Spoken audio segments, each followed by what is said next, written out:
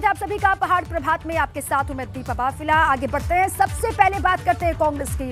जल्द उत्तराखंड कांग्रेस को मिल सकता है प्रदेश अध्यक्ष और नेता प्रतिपक्ष के नाम पर भी जल्द ही मुहर लग सकती है। ये बड़ी जानकारी आपको दे रहे हैं। जल्द ही उत्तराखंड कांग्रेस को नया अध्यक्ष मिल सकता है, प्रदेश अध्यक्ष मिल सकता है और नए नेता प्रतिपक्ष के नाम पर भी जल्द ही लग सकती है मुहर। ये जानकारी मिल रही है और देखिए, गणेश गोदियाल को फिर से वापस ला सकती है प्रदेश अध्यक्ष के तौर पर कांग्रेस। ये कहा जा रहा है ये जिम्मेदारी एक बार फिर से गणेश गोदियाल को मिल सकती है।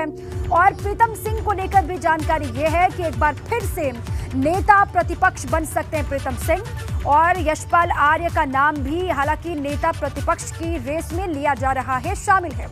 आपको बता दें कि 2024 के लोकसभा चुनाव और 2027 के विधानसभा चुनाव को ध्यान में रखते हुए पार्टी इन दोनों पदों पर जातीय और क्षेत्रीय समीकरण को साध करके ही इन दोनों का नाम फाइनल करेगी। चलिए इसी पर और जानकारी लेते हैं, क्या अपडेट है ये जान लेते हैं। हमारे साथ जुड़ चुके हैं हमारे सहयोगी रवि केंतुरा। रवि, सबसे पहले तो अपडेट दीजिएगा। जल्द ये कहा जा रहा है कि नया प्रदेश अध्यक्ष भी कांग्रेस को मिलेगा और नेता प्रतिपक्ष के नाम पर भी फाइनल मुहर लगने वाली है।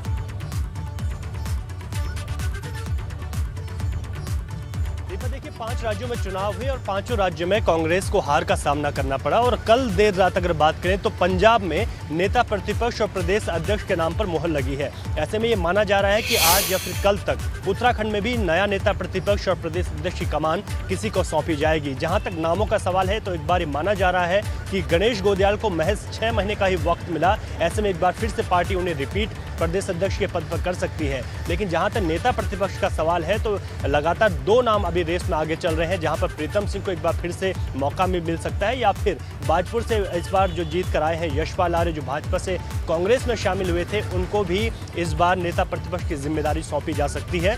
यशपाल आर्य बहुत सीनियर नेता हैं, पहले प्रदेश अध्यक्ष भी रह चुके हैं और ऐसे में अब वो भाजपुर से जीत कर आए हैं। तो ऐसे में इस बार अगर प्रीतम सिंह का नाम करता है तो यशपाल आर्य पर पार्टी भरोसा जताएगी।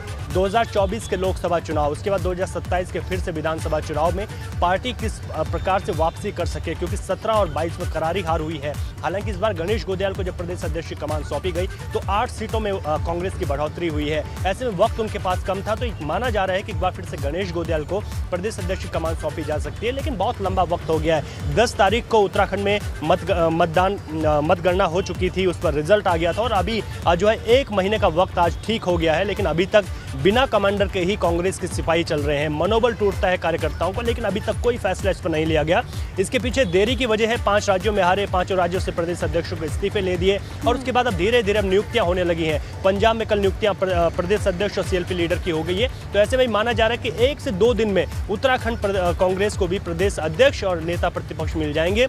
लेकिन इस बार कांग्रेस जिसको भी जिम्मेदारी देगी, प्रतिपक्ष कौन होगा और प्रदेश अध्यक्ष किसको बनाया जाएगा, इससे पर्दा उठने वाला है जल्द ही। ये आप जानकारी दे रहे हैं और नाम को फाइनल करने में 2024 को भी ध्यान में रखना होगा और 2027 को भी ध्यान में रखना होगा। आप रहिए हमारे साथ रवि, आगे भी बड़ी खबरें हैं उन पर आपसे जानकारी लेंगे। अब एक और बड़ी खबर आपको दे दें।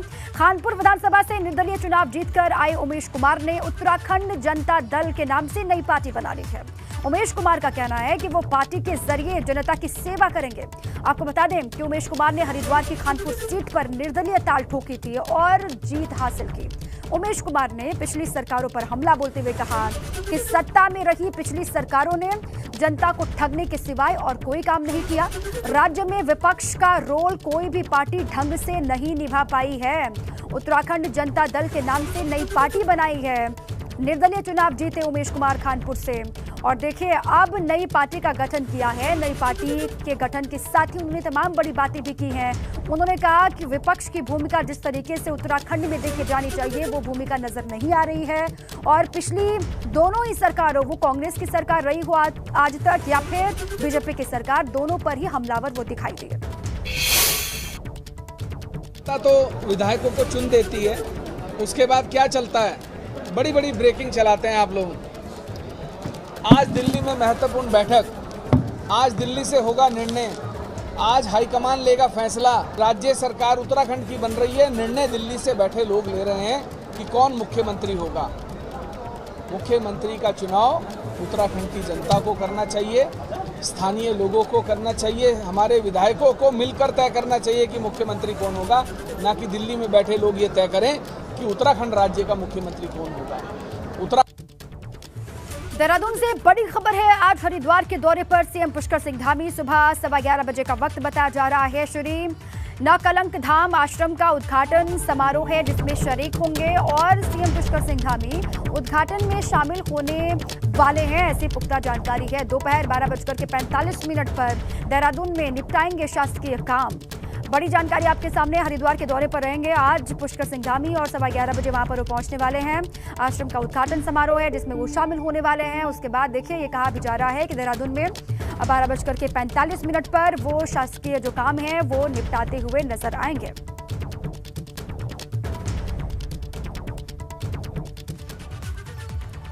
और आज उत्तराखंड में जोश की परीक्षा है। जी हां, आज उत्तराखंड में सीडीएस और एनडीए की परीक्षा होनी है जिसको लेकर खास इंतजाम वहां पर किए गए हैं। यहां 56 केंद्रों पर यह परीक्षा आयोजित की जाएगी जिसको लेकर तैयारियां पहले ही पूरी हो चुकी हैं। जिला प्रशासन और आयोग ने परीक्षा को निष्पक्ष और पारदर्शिता के साथ कराने के लिए निगरानी को लेकर इंतजाम किए हुए हैं और इसके अलावा परीक्षा केंद्रों पर जैमर भी लगे होंगे, इसके लिए भी इंतजाम किए गए हैं। आज तमाम बच्चों के लिए भी बहुत बड़ा दिन है। उत्तराखंड में आज सीडीएस और एनडीए की परीक्षा होनी है। प्रदेश के 56 केंद्र बनाए गए हैं जहां पर परीक्षा का आयोजन किया जाएगा और परीक्षा को लेकर सभी तैयारियां ये कहा जा रहा है कि पूरी हो चुकी हैं। अधिकारियों को निगरानी भी बढ़ानी होगी, ये भी तैयारी की गई है। अधिकारी अलग अलग हिस्सों पर लगातार नजर बना करके रखेंगे। जैमर की भी व्यवस्था होगी परीक्षा केंद्रों पर।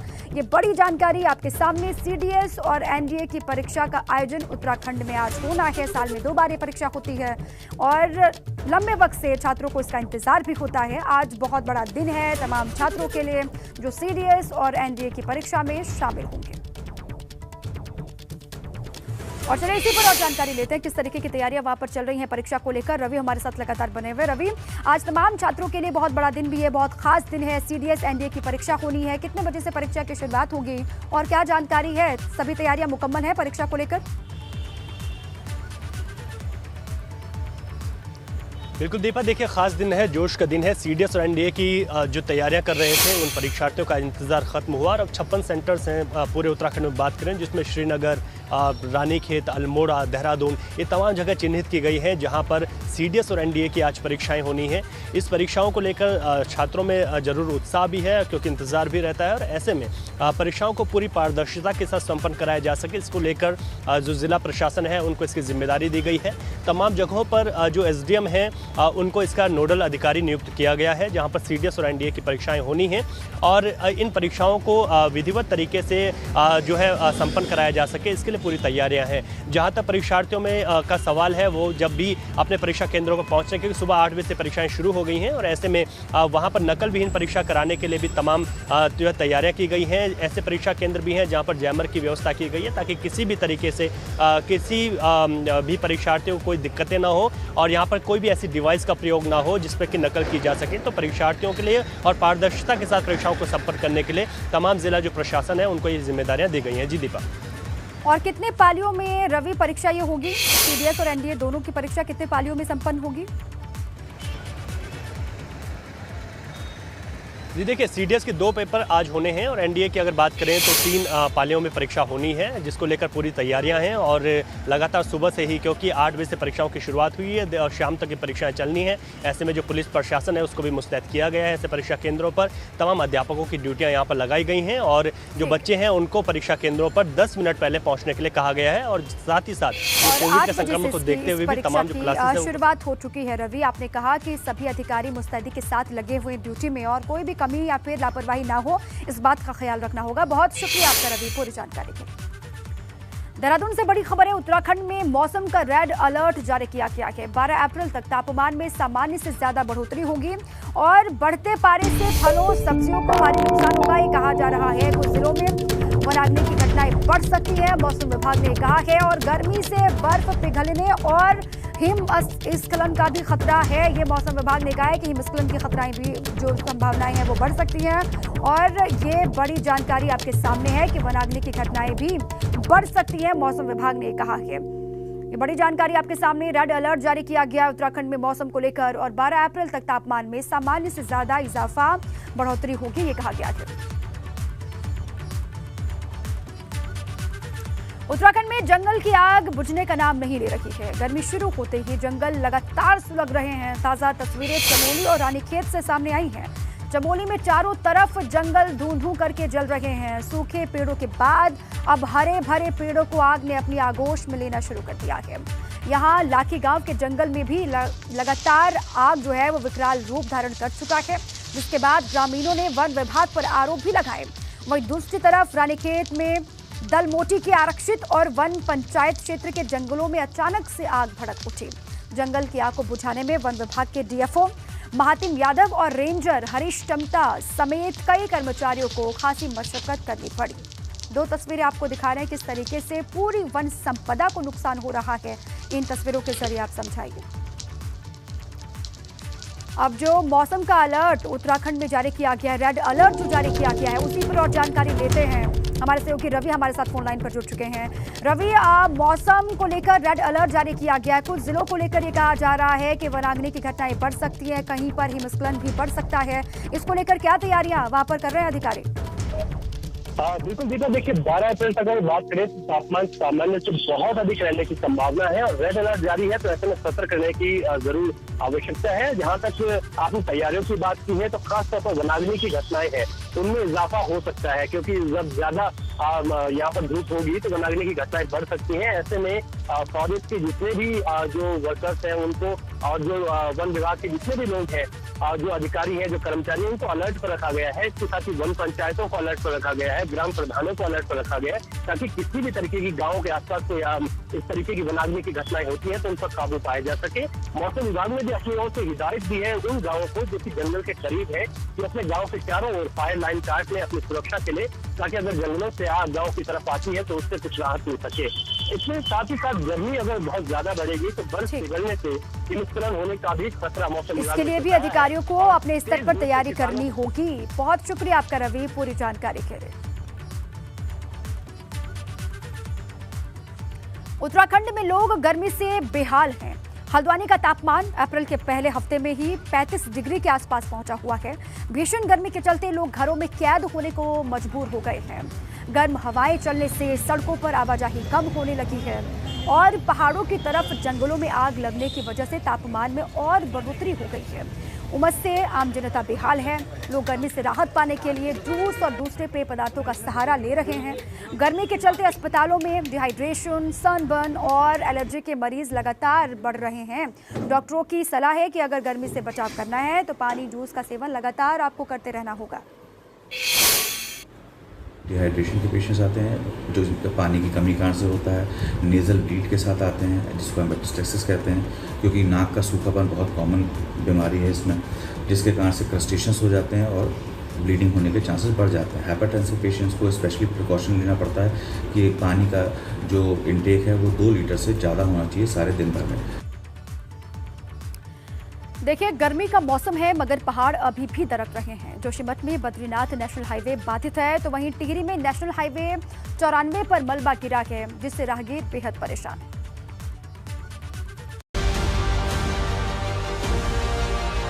यकीन कर पाना मुश्किल है कि पहाड़ गर्मी के मौसम से भी इस तरह से दरक रहे हैं। इस पहाड़ी को देखिए, इसका कितना बड़ा हिस्सा टूटकर नीचे गिर रहा है। ये तस्वीर जोशीमठ में बद्रीनाथ नेशनल हाईवे की है। इस जगह पर रोड की कटिंग का काम चल रहा है। अगर पहाड़ी अचानक दरकने लगती तो पहाड़ी से ढेर सारा मलबा नीचे आ गिरता। जरा सोचिए, अगर राहगीर इसकी चपेट में आ जाता तो क्या होता। उधर टिहरी में भी हालात ज्यादा ठीक नहीं है। नेशनल हाईवे 94 पर पहाड़ी से मलबा आ गिरा, जिससे रोड पर लंबा जाम लग गया। जनता के लिए डीजल पेट्रोल पहुंचाना है, उसके लिए देर हो रही है, पब्लिक परेशान होगी। वैसे ही हर तरफ हाहाकार मचा हुआ है और आगे यात्रा सीजन भी है। अगर इस प्रकार से रोड बंद रही तो हम यात्रा सीजन में किस तरीके से डीजल पेट्रोल की पूर्ति करेंगे। प्रशासन ने आवाजाही के लिए वैकल्पिक मार्ग का इस्तेमाल करने की सलाह दी है, मगर वैकल्पिक मार्ग की दूरी काफी ज्यादा है, इसलिए लोग सड़क खुलने का इंतजार कर रहे हैं। एबीपी गंगा के लिए जोशीमठ से नितिन के साथ टिहरी से अंकित मित्तल की रिपोर्ट। टक्कर से ट्रेन की चपेट में आने से युवक की मौत की खबर है। कुड़ी भगवानपुर के पास ये घटना हुई है। मृतक की अब तक शिनाख्त नहीं हो पाई है। पुलिस आसपास के ग्रामीणों से लगातार पहचान करने में जुटी हुई है। ये बड़ी जानकारी आपके सामने लक्सर से है, जहां पर खबर ये कि ट्रेन की चपेट में आने से युवक की जान गई है, मौत हो गई है। पूरी भगवानपुर के पास की घटना है। मृतक की अभी तक पहचान नहीं हो पाई है, शिनाख्त नहीं हो पाई है। हालांकि स्थानीय पुलिस पहुंची है मौके पर और आसपास के जो लोग हैं, जो ग्रामीण हैं, उनसे जानकारी युवक के बारे में इकट्ठा की जा रही है, उनसे पूछताछ लगातार हो रही है। युवक के बारे में पहचान कराने के लिए लगातार जानकारी पुलिस जुटा रही है। और देखिए, यूपी की तर्ज पर उत्तराखंड में भी बुलडोजर गरजने शुरू हो गए हैं। उत्तराखंड में भी सरकारी जमीन पर कब्जे को लेकर बुलडोजर चलना शुरू हो गया है। अब लगातार कई शहरों में इसका असर दिख रहा है। किच्चा में तालाब की जमीन से अतिक्रमण हटवाया गया, तो वहीं हरिद्वार में अवैध कॉलोनियों पर भी बुलडोजर चला है।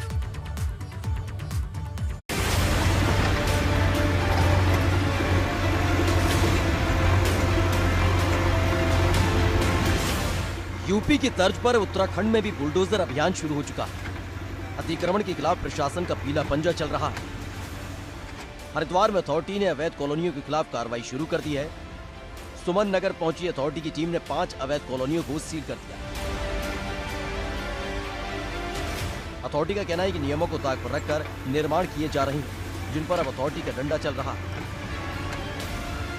जो भी कार्रवाई हमारे द्वारा संपादित की गई है, टीम के द्वारा संपादित की गई है, वो शासन की मंशा के अनुरूप जिला अधिकारी महोदय के निर्देशानुसार जो है ये कार्रवाई की गई है। और आगे भी जो है लगातार जो भी गलत इस तरह की कॉलोनियाँ पाई जाएगी उसमें कार्रवाई गतिमान रहेगी। ये सुमन नगर क्षेत्र का है और ये 5 बड़ी बड़ी कॉलोनियाँ थी, तो ये संपूर्ण रूप से जितनी भी थी सभी को हमने आज सील कर दी। उधर किच्चा में भी प्रशासन का बुलडोजर चला। दरऊ गांव में तालाब पर अवैध कब्जे को लेकर कार्रवाई शुरू हुई। प्रशासन ने तालाब की जमीन पर किए गए अवैध निर्माण पर बुलडोजर चला दिया। प्रशासन का कहना है कि जिस जगह भी अतिक्रमण है वहां इसी तरह से बुलडोजर चलेगा। जो तालाबों पे अतिक्रमण है या जो सरकारी जमीनों पे अतिक्रमण है, उसके खिलाफ अभियान प्रारंभ किया गया है और पहले इनका चिन्हीकरण किया गया था। चिन्हीकरण लगातार किया जा रहा है और उसी के क्रम में ग्राम दरऊ में तालाब की जमीन पे अतिक्रमण था, जिसको ध्वस्त करते हुए उस पर कब्जा लिया गया है। पिछले कुछ रोज से किसी न किसी शहर में कार्रवाई हो रही है। अतिक्रमण के खिलाफ बुलडोजर गरज रहा है। एबीपी गंगा के लिए हरिद्वार से रोहित सिकोला के साथ किच्चा से विकास की रिपोर्ट।